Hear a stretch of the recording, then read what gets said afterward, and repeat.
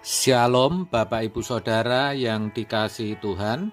Seri pengajaran hari ini Rabu 14 April 2021 berjudul Menjadi Anak Kesukaan Bapa. Namanya anak kesukaan berarti anak yang disukai orang tuanya. Itu berbeda dengan anak kesayangan.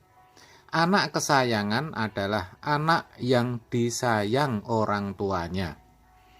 Lebih jelasnya, kalau anak kesukaan itu cenderung menyukakan hati orang tuanya dengan melakukan tanggung jawab atau kewajibannya. Tetapi anak kesayangan cenderung menuntut haknya dan kurang memperhatikan perasaan orang tuanya. Nah, sekarang bagaimana dengan kita, orang percaya yang sering menyebut diri sebagai anak-anak Tuhan? Apakah kita lebih suka menjadi anak kesayangan atau anak kesukaan? Kalau mau diakui secara jujur, banyak orang percaya yang masih menjadi anak kesayangan. Maunya selalu disayang Tuhan. Tidak heran kalau menyanyi, yang dinyanyikan juga lagu sayang-sayang disayang, aku disayang Tuhan, aku diangkat jadi anaknya, aku disayang Tuhan. Kalau sudah menyanyi begitu, hatinya merasa senang dan sukacita. Kenapa? Karena timbul keyakinan kalau Tuhan pasti mendengar dan mengabulkan doanya, menjawab seruannya, memberikan apa yang dimintanya. Tidak sadar bahwa sesungguhnya dirinya sedang berfantasi. Tidak pernah berpikir apakah yang dimintanya mengganggu perasaan Tuhan atau tidak, merupakan kehendak Tuhan atau bukan. Karena yang ada di pikirannya, Tuhan yang dipercayai dan disembahnya itu adalah Tuhan yang akan membuat segala kemudahan terkait hidupnya di bumi ini. Itulah sesungguhnya keberadaan kebanyakan orang percaya. Maunya disayang, diberkati, disembuhkan dari sakitnya, dipulihkan rumah tangganya, dan sebagainya. Kalaupun beribadah, menyembah, atau memuji Tuhan, bukan secara natural, melainkan ada udang di balik batu. Istilahnya transaksional atau ada imbal baliknya. Kalau setia dan taat artinya berkat atau diberkati. Tetapi kalau tidak taat artinya laknat. Maka jangan heran yang dicari bukan kesukaan Bapa. Orang percaya yang seperti ini tidak bisa dikatakan sebagai anak kesukaan. Lebih tepat kalau dikatakan anak kesayangan. Terkait akan hal ini, Paulus menuliskan dalam Galatia 1 ayat 10. Demikian, jadi bagaimana sekarang? Adakah kucari kesukaan manusia atau kesukaan Allah? Adakah kucoba berkenan kepada manusia? Sekiranya aku masih mau mencoba berkenan kepada manusia, maka aku bukanlah hamba Kristus. Wah, luar biasa perkataan ini. Di sini Rasul Paulus dengan tegas mengatakan bahwa yang ia cari bukan kesukaan manusia, melainkan kesukaan Allah.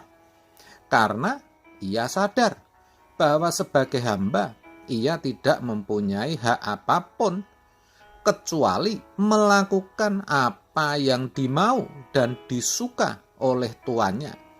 Paulus adalah anak kesukaan, itulah sebabnya ia selalu berusaha agar selalu berkenan kepada Allah.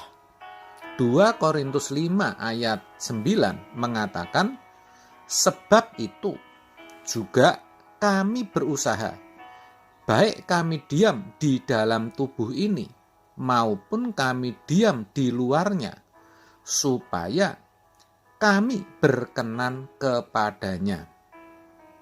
Demikian juga kita, saudara, sebagai orang percaya yang benar, kita harus meneladani Paulus, di mana kita harus berusaha agar kita menjadi anak kesukaan, anak yang mengerti perasaan Bapa, yang menghormati Bapa secara patut, serta hidup dengan penuh tanggung jawab, sehingga Bapa dipermuliakan.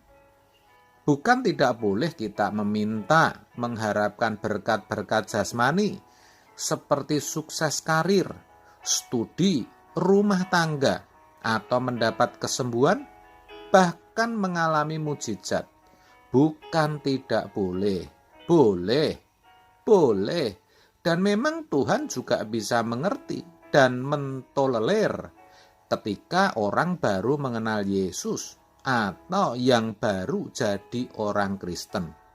Orang Kristen baru maksudnya, yang masih kanak-kanak rohani, di mana seperti lazimnya orang tua yang ada di dunia juga akan menuruti anak yang baru berumur 5-10 tahun, 12 tahun ya, ketika minta boneka, es krim, coklat atau balon, bahkan ketika teriak-teriak dan menangis di depan umum, di depan toko mainan, orang tuanya tidak marah, bisa menerima dan bahkan menuruti kemauannya. Demikian juga Tuhan. Tetapi orang percaya harus bertumbuh dewasa rohaninya. Fokus hidupnya jangan melulu pada hal-hal lahiriah saja, tetapi harus mulai berubah. Berusaha mengerti kehendak Bapaknya dan melakukannya dengan rela dan tanpa paksaan. Itulah yang akan menyukakan hati Bapa. Itulah sesungguhnya yang Bapa mau, yang Bapa kehendaki. Supaya apa? Supaya kita menjadi anak-anak kesukaannya. Jangan ibarat anak usia SMA, masih teriak-teriak dan menangis di depan toko supaya dibelikan coklat atau es krim. Kalau itu sih namanya kemunduran mental. Saudara tentu tidak mau kalau dikatakan mengalami kemunduran mental, bukan? Oleh sebab itu, mari saudara kita sadar, jangan ikut Yesus cuma untuk disayang-sayang, tapi jadilah orang yang bisa menyukakan hatinya. Jadilah anak kesukaan. Amin. Tuhan Yesus memberkati.